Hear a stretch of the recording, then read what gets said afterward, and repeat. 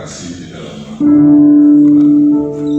Yesus Kristus, pada sore menjelang malam ini kita akan mengadakan persembahan doa. Biarlah kita tetap menjaga N3,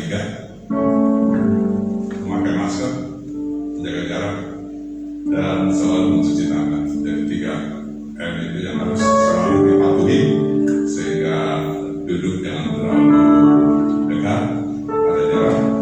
Dan saudara-saudara yang terkasih, dalam nama Tuhan Yesus Kristus, pada sore menjelang malam ini, hamba-Mu yang akan membawakan firman-Nya nanti, biarlah semua kita menjadi satu dalam doa untuk kesehatan, untuk persekutuan, dan untuk semua kita kerjakan untuk membangun, mengharumkan, memuliakan nama Tuhan saja. Terima kasih.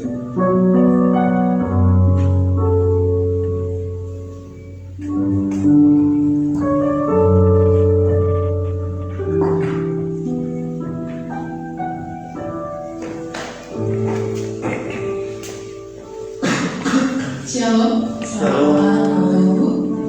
Apa kabar hari ini? Luar biasa baik. Baiklah, kita mulai ibadah doa kami pada hari ini. Tapi sebelumnya saya persilakan Bapak Ibu untuk bisa teduh sejenak.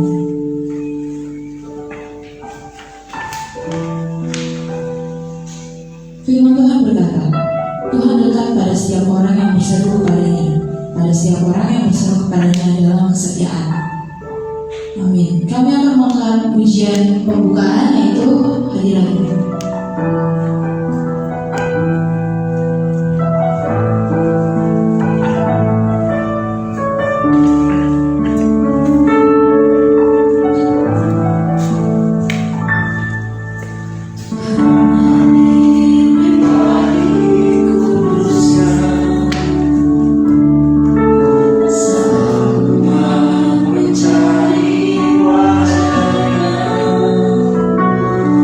Bersama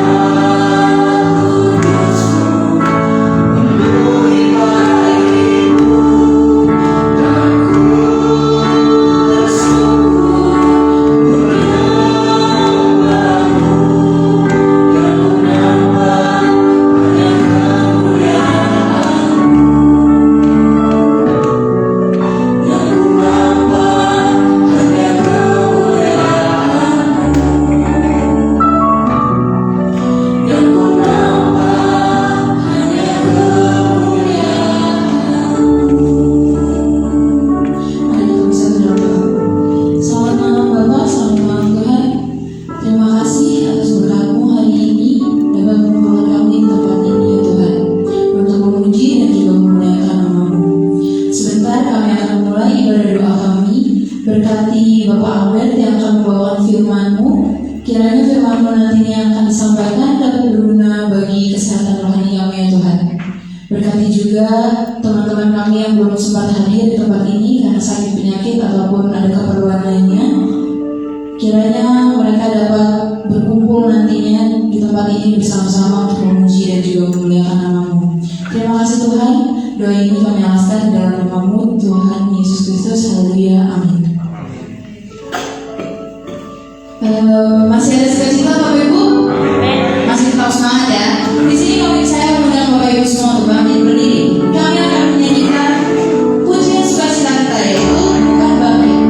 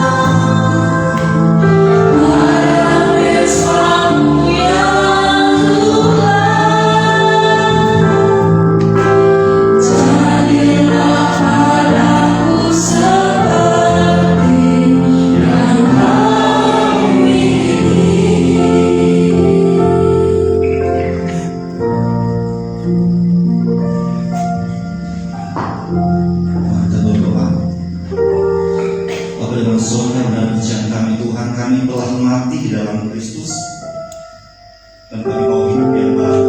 Dan jadilah kehendak-Mu ya Tuhan atas hidup kami, karena kami mau mengasihi Tuhan dalam hidup kami. Terima kasih Tuhan, pujian ini mengingatkan kami akan karya Kristus, di mana Tuhan mati untuk kami.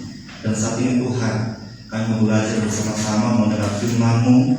Urapi kami Tuhan, berikan kami hikmat supaya kami mengerti apa yang Tuhan maksud dalam firman kami. Hamba-Mu Tuhan yang terbatas, Engkau urapi dengan kuasa-Mu, senantiasa boleh menyampaikan firman-Mu dengan baik dan benar sesuai dengan kehendak Tuhan. Terima kasih Tuhan Yesus, kami siap mendengarkan firman-Mu di dalam nama Yesus berdoa. Bersyukur, haleluya, amin.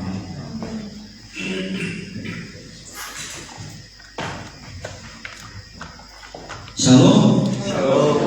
Puji Tuhan. Senang kembali bersama ibu saudara. Seminggu yang lalu saya libur mau survei tempat pelayanan, dan hari ini saya kembali lagi bertemu dengan bapak ibu saudara beribadah jam 2 bersama-sama. Terima kasih kesempatan yang diberikan bagi saya untuk berbagi yang menjadikan firman Tuhan malam hari ini. Pastor Roni, Pak Irwanto dan SDF seluruh jemaat yang boleh mengambil bagian, terima kasih malam hari ini. Dan malam hari kita akan belajar bersama-sama, yaitu firman Tuhan mengenai anugerah terbesar. Bapak Ibu Saudara yang terkasih dalam Tuhan, saya percaya bahwa kita di sini punya kesaksian hidup. Mungkin kalau ada pertanyaan yang akan dilemparkan kepada kita malam hari ini, kenapa Bapak Ibu Saudara dan saya ada di tempat ini, kita akan menjawab, ya semuanya karena anugerah Tuhan. Kok masih ada sampai saat ini di luar sana ada yang kena COVID, ada yang meninggal, ada yang tidak bisa menikmati hidupnya sampai sekarang. Kita akan berkata, Tuhan masih memberikan anugerah. Tuhan masih memberikan kesempatan bagi saya untuk menikmati hidup. Ada tanggung jawab yang belum selesai, sehingga Tuhan Yesus masih memberikan kesempatan kepada kita untuk menikmati hidup itu sampai sekarang. Itu anugerah Tuhan. Memang di luar sana ada orang yang tidak percaya, masih hidup sampai sekarang. Tapi pertanyaannya adalah apakah mereka sudah memberikan anugerah yang terbesar itu? Nanti kita akan bahas bersama-sama, dan kita buka Alkitab kita di dalam 1 Petrus pasalnya yang pertama ayat ke-13 sampai dengan ke-19. Saya akan membacakan kepada kita. Sebab itu siapkanlah akal budimu, waspadalah dan letakkanlah pengharapanmu seluruhnya atas kasih karunia yang dianugerahkan kepadamu pada waktu penyataan Yesus Kristus. Hiduplah sebagai anak-anak yang taat, dan jangan turuti hawa nafsu yang menguasai kamu pada waktu kebodohanmu, tetapi hendaklah kamu menjadi kudus di dalam seluruh hidupmu, sama seperti Dia yang kudus yang telah memanggil kamu. Sebab ada tertulis, kuduslah kamu sebab aku kudus. Dan jika kamu menyebutnya Bapa, yaitu Dia yang tanpa memandang muka menghakimi semua orang menurut perbuatannya, maka hendaklah kamu hidup dalam ketakutan selama kamu menumpang di dunia ini. Sebab kamu tahu bahwa kamu telah ditebus dari cara hidupmu yang sia-sia yang kamu warisi dari nenek moyangmu. Itu bukan dengan barang yang fana, bukan pula dengan perak atau emas, melainkan dengan darah yang mahal, yaitu darah Kristus yang sama seperti darah anak domba yang tak bernoda dan tak bercacat. Kita ingat kembali di dalam Perjanjian Lama, ketika umat Tuhan datang kepada Tuhan harus ada korban yang dipersembahkan. Kalau kita mau datang beribadah, mungkin kalau kita zaman PL harus ada darah dulu yang tercurah baru kita bisa datang di hadapan Tuhan. Tetapi itu sudah dilakukan oleh Kristus, yaitu ketika darahnya tercurah di atas kayu salib, maka semuanya itu katakan sudah selesai. Makanya Yesus katakan tugasku sudah selesai. Nah, sama halnya juga di dalam 1 Petrus ini. Surat ini dituliskan oleh Rasul Petrus, murid Tuhan Yesus, kepada jemaat yang tersebar di Asia kecil, yang gereja-gereja. Dia mengingatkan kembali mereka bahwa sungguhnya ada karya terbesar yang harus mereka ingat kembali. Jangan mereka mudah diprovokasi dengan ajaran-ajaran yang lain, sehingga mereka meninggalkan iman mereka kepada Kristus. Petrus menuliskan hal ini mengingatkan kembali bahwa Tuhan sudah memberikan anugerah itu. Apalagi yang harus kamu cari? Jalan benar mana yang harus kamu cari? Tuhan sudah menyatakannya kepadamu. Dan itu pun juga berfungsi untuk gereja masa kini. Surat ini disampaikan untuk para pendatang, untuk para perantauan pada masa itu. Tapi untuk saat ini juga sebagai gereja, kita adalah orang perantau. Maksudnya gimana? Kita merantau di dunia ini. Rumah kita bukan di sini. Hidup kita adalah hanya sementara di sini. Rumah kita sesungguhnya adalah Tuhan yang sudah sediakan, yaitu di surga yang kekal. Amin. Amin. Itu rumah kita sesungguhnya. Di dunia ini Tuhan menyatakan, menyampaikan melalui Rasul Petrus bahwa sudah ada anugerah terbesar, yaitu kita memiliki di dalam Kristus, memiliki iman dalam Yesus Kristus, dan punya pengharapan yang besar, yaitu kita hidup kekal bersama-sama dengan Dia. Oleh karena itu kita belajar malam hari ini, yaitu anugerah terbesar. Next. Ya. Pertanyaannya adalah, sebagai kita orang yang percaya dalam Kristus, kita mengatakan bahwa saya punya iman yang besar dalam Tuhan, saya sudah punya pengharapan dalam Tuhan. Lalu pertanyaannya yang akan saya sampaikan adalah, kapan Anda dan saya menerima anugerah terbesar itu? Mungkin kita lahir dari keluarga Kristen, kita lahir dari nenek moyang kita nggak pernah, nggak ada yang tiba-tiba jadi pengikut Kristus. Mungkin kita lahir dari keluarga Kristen. Tapi pertanyaannya adalah, kapan kita menerima anugerah terbesar itu, yaitu kehidupan yang kekal itu di dalam Tuhan Yesus.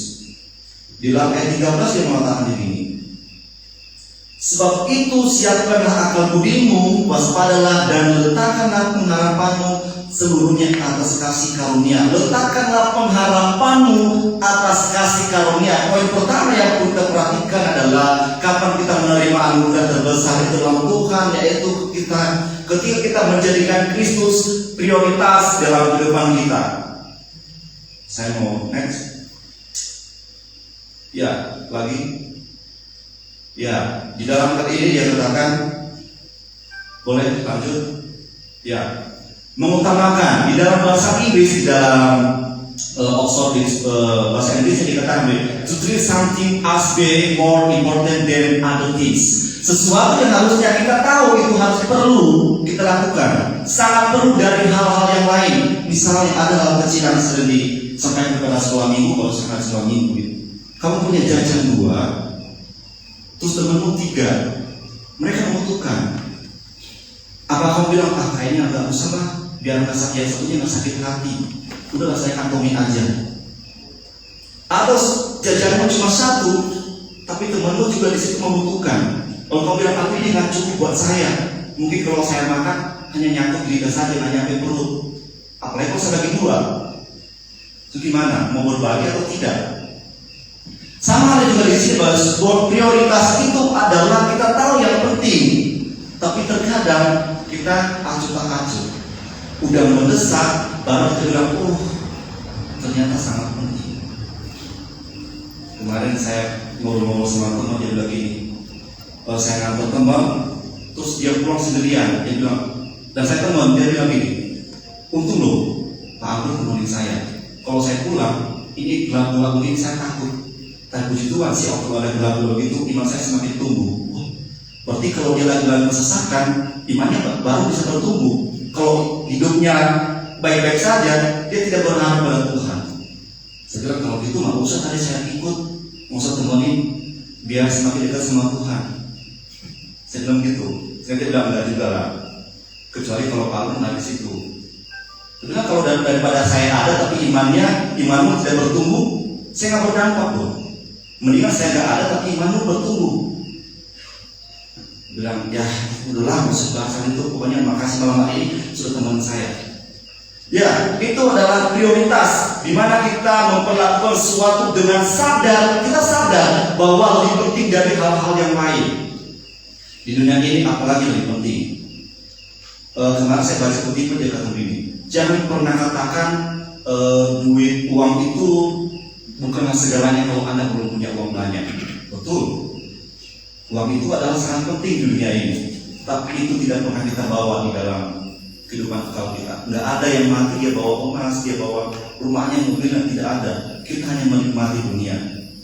Saya percaya di sini ada owner yang luar biasa yang sangat takut, saya salut. Dia saling melayani, rajin setia dalam ibadah. Wah, di luar sana Pak, ada yang belum punya apa-apa, tapi dia masuk ke Tuhan. Saya nggak tahu dia mau ngapain. Dan malam hari ini kita belajar bersama-sama bahwa ada prioritas yang perlu kita perhatikan, bahwa dunia ini hanya sementara. Kita perlu tahu bahwa Kristus sudah memberikan anugerah terbesar itu. Kapan? Yaitu ketika kita sadar dan mengakui Tuhan bahwa Engkau yang utama dalam kehidupanku. Aku tidak memiliki apapun di dunia ini. Aku punya pengharapan, yaitu Tuhan Yesus masih ada. Aku pun dikucilkan dunia ini. Aku tidak takut. Kenapa? Tuhan Yesus sudah pernah dikucilkan. Itu kita perlu perhatikan, bahwa adanya kita memperhatikan bahwa prioritas hidup kita dunia ini adalah Kristus. Kita tidak akan pernah bawa segala sesuatu dari ini, tapi kita akan menyatakan iman kita ketika Yesus akan kembali. Kamu miliknya siapa? Kamu beriman dengan siapa? Dan kita mengatakan bahwa aku beriman kepadamu, ya Tuhanku Yesus Kristus yang sudah mati untuk. Beberapa hari lagi kita akan memperingati Paskah.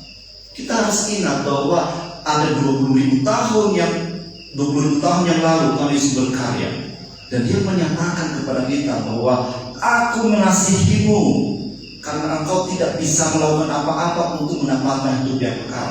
Oleh karena itu aku mau datang kepadamu. Sekarang pertanyaan, apakah engkau mau percaya dengan pernyataanku, dengan karyaku? Makanya Rasul Petrus menyatakan ini kepada jemaat di sana, yang tersebar di Asia Kecil pada waktu itu. Dia mengingatkan bahwa kamu harus pandang kepada Kristus. Letakkanlah pengharapanmu, sama dengan ayat 30 tadi. Letakkanlah pengharapanmu di atas kasih karunia yang Tuhan Yesus sudah nyatakan. Jangan sampai lupa hal itu, ya. Karena ada kelompok kecil nanti, berarti kita nggak usah berlama-lama di sini. Langsung ke poin berikutnya, ya, next ya. Ya, mengutamakan Kristus adalah hal yang sangat penting. Apa contoh yang Yesus lakukan ketika datang ke dunia? Ketika Yesus dikucilkan, Dia tidak pernah langsung menyerah. Dia bilang, udahlah, karena dunia tidak menerima saya. Apa yang Dia lihat? Dia memandang bahwa Dia mengasihi dunia, Dia mengasihi manusia. Karena itu Dia fokus untuk memberikan hidupnya untuk mati bagi kita. Kita bayangkan ketika Yesus berdoa di Taman Getsemani, Dia berdoa sampai darah itu keluar keringatnya. Kalau itu Tuhan Allah Bapa, karena itu Yesus berdoa sebagai manusia. Kalau itu Allah Bapa mendengar doanya, bagaimana nasib kita zaman sekarang? Tidak ada pengharapan. Misalnya pada waktu itu menolak Tuhan, kayaknya aku tidak sanggup, udahlah cari yang lain yang Kau utus. Terus Allah Bapa mendengar, Tuhan Yesus tidak jadi disalibkan. Kita mau berharap sama siapa? Tidak ada. Untungnya di situ Tuhan Yesus katakan, biarlah kehendakmu yang terjadi. Luar biasa Tuhan Yesus, karena Dia memandang bahwa dunia ini tidak ada pengharapan selain Dia mati di atas kayu salib. Ada darah yang tercurah.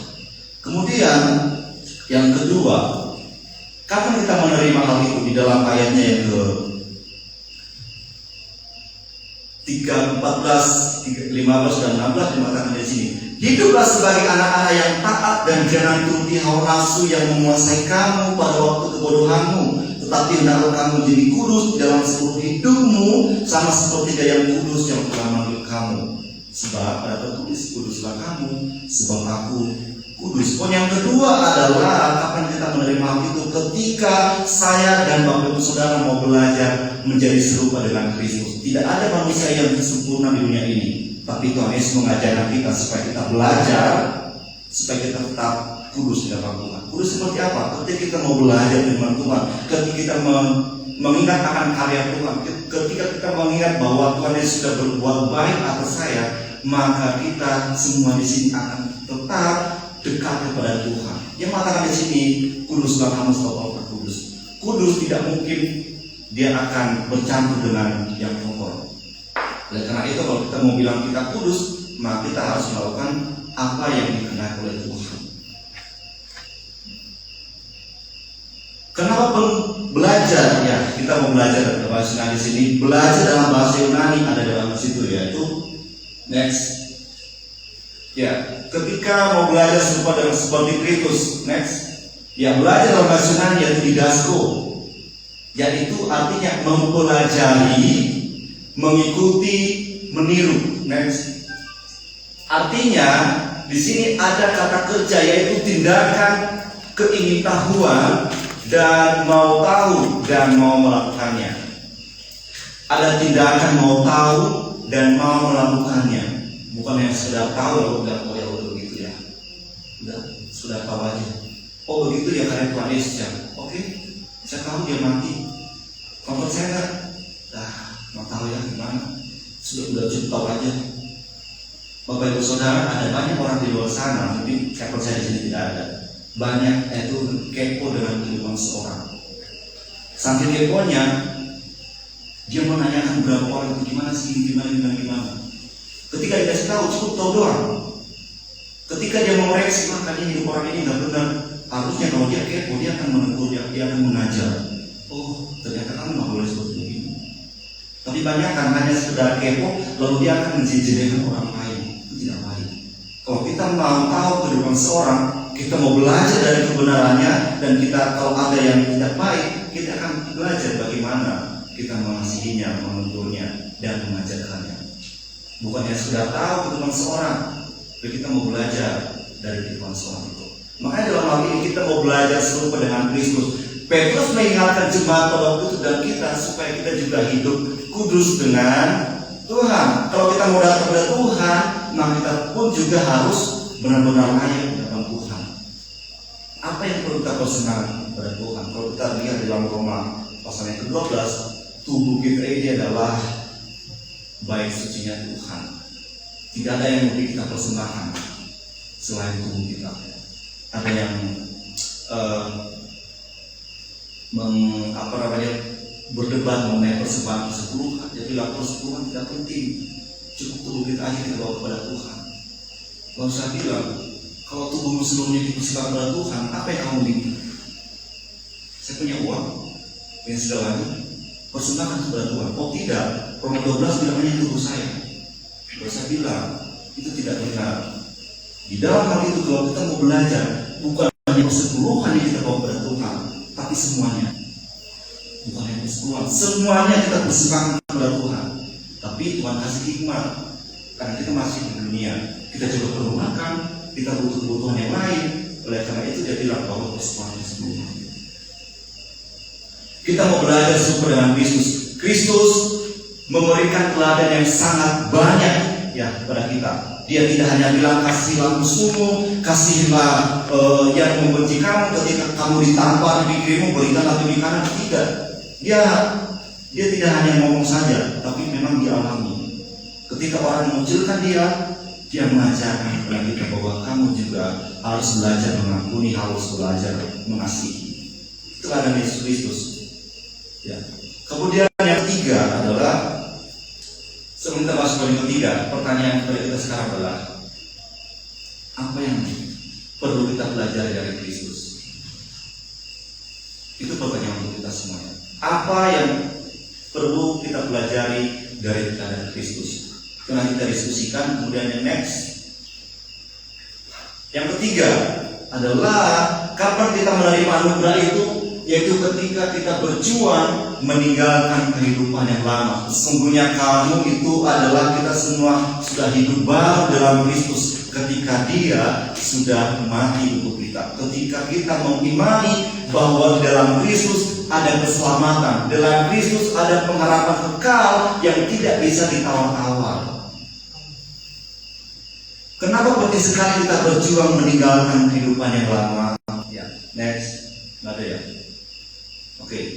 Kenapa kita berjuang sekali untuk meninggalkan kehidupan yang lama? Karena kehidupan yang lama kita itu adalah penuh dengan sia-sia. Kita lihat di dalam ayatnya yang ke-18. Di sini luar biasa. Sebab kamu tahu jemaat STBF bahwa kamu telah ditebus dari cara hidupmu yang sia-sia yang kamu warisi dari nenek moyang itu, bukan dengan barang yang fana. 19 dikatakan di sini, melainkan dengan darah yang mahal, seperti darah anak domba yang tidak bernoda dan tak bercacat. Sini dia mengatakan bahwa kita sudah ditebus dari kehidupan kita yang lama. Kenapa kita perlu berjuang dari kehidupan yang lama? Karena kita sudah ditebus dari kehidupan yang sia-sia. Dulu hidup kita adalah bukan nggak ada apa-apanya di mata Tuhan. Seperti sampah yang dibuang kemudian begitu saja, tapi Tuhan mengangkat kita kembali menjadi anak-anak Allah. Itu adalah bagian daripada anugerah Tuhan. Kita punya jabatan, ya. Kita punya jabatan selain orang-orang beriman di luar sana. Kita punya jabatan yaitu kita dipanggil menjadi anak-anak Allah. Siapa yang sedekat itu dengan Allah sehingga datang anak-anak Allah? Dan ada di luar sana mereka mencari Allah dengan secara jauh, tapi kita dipanggil dengan anak-anak Allah. Itulah jabatan kita dalam Kristus, bahwa kita punya kodrat yang lebih tinggi daripada yang lain. Itu sebuah anugerah Tuhan. Karena rahmatnya itulah sesungguhnya kita tidak layak, tapi Tuhan melayakkan kita. Itu anugerah Tuhan. Kemudian makanya di sini katakan ada gambar di sini, kehidupan yang lama kita berjuang dan kita memasuki kehidupan yang baru. Kita akan pasti nanti akan di khotbah Paskah dibahas mengenai kehidupan yang baru dan kehidupan yang lama. Di Paskah dibahas. Dan malam hari ini kita belajar bersama-sama bahwa ada 3 hal yang perlu kita perhatikan ketika kita beriman kepada Kristus. Kita harus bertanya, kapankah saya menerima anugerah terbesar itu? Kapankah saya menerima anugerah itu? Kita harus ingat anugerah terbesar itu adalah Yesus Kristus. Dan ada anugerah yang dianugerahkan. Dan kapan kita menerima itu? Yaitu ketika kita memprioritaskan Kristus, ketika kita mau belajar serupa dengan Kristus, dan ketika kita mau berjuang meninggalkan kehidupan yang lama kita. Biarlah firman Tuhan ini mengingatkan saya dan bagi saudara, dan kita akan buat kelompok bersama-sama. Dalam 3 poin ini kita akan bertanya, ya. Kelompok yang lama silakan berkumpul, kita akan belajar bersama-sama, sharing-sharing dan saling memberikan tanggapan mengenai firman Tuhan ini. Ya, itu aja firman Tuhan malam ini. Senantiasa kita diberkati dan mari kita berdoa. Terima kasih Tuhan untuk firman malam hari ini, mengingatkan kami semua Tuhan bagaimana kami belajar mengenai kasih anugerah Tuhan, mengingat kembali anugerah-Mu yang terbesar Tuhan yang tidak pernah dikasih oleh dunia ini. Oleh karena itu Tuhan, kami mau belajar ketika kami mau memprioritaskan Kristus dalam kehidupan kami, ketika kami mau belajar serupa dengan Kristus, dan ketika kami mau berjuang meninggalkan kehidupan kami dan mau kami dekat. Terima kasih Tuhan, kami mau berkelompok, kiranya Kau memberkati kami. Dalam Yesus kami berdoa. Amin.